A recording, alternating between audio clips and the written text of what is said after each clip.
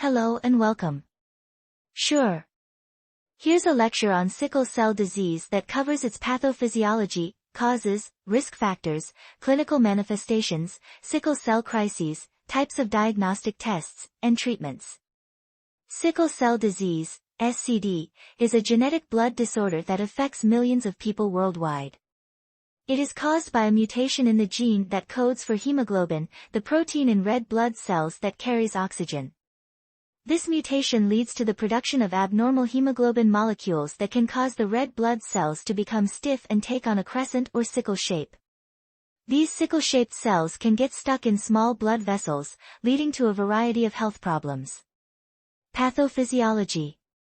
The pathophysiology of sickle cell disease is complex and involves multiple mechanisms.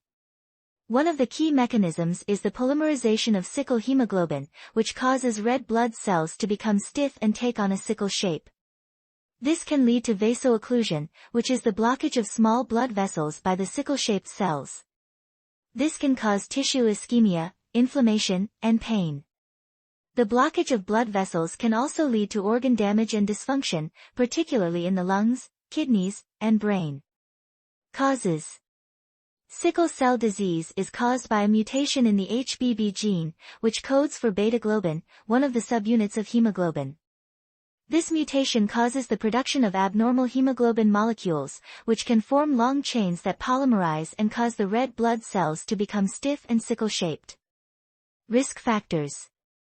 Sickle cell disease is an inherited genetic disorder, so the primary risk factor is having a family history of the disease. Other risk factors include being of African descent, Hispanic descent, or Middle Eastern descent. The disease is most common in populations where malaria is endemic, as the sickle cell trait provides some protection against malaria. Clinical manifestations. The clinical manifestations of sickle cell disease can vary widely depending on the severity of the disease and the organs affected. Some of the most common symptoms include fatigue, jaundice, pain, and shortness of breath. Patients with sickle cell disease are also at an increased risk for infections, particularly those caused by encapsulated bacteria such as Streptococcus pneumoniae. Chronic complications of sickle cell disease can include stroke, pulmonary hypertension, and chronic kidney disease. Sickle cell crises. Sickle cell crises are episodes of acute pain and other symptoms that can be triggered by a variety of factors, including infection, dehydration, stress, and exposure to cold temperatures. There are several types of sickle cell crises, including vasoocclusive crises, sequestration crises, and aplastic crises. Vasoocclusive crises are the most common type and are characterized by the blockage of small blood vessels by sickle-shaped cells, leading to tissue ischemia and pain. Diagnostic tests. There are several diagnostic tests that can be used to diagnose sickle cell disease, including hemoglobin electrophoresis, which can detect abnormal hemoglobin molecules. Other tests may include complete blood count, respiratory count, and peripheral blood smear. Treatments.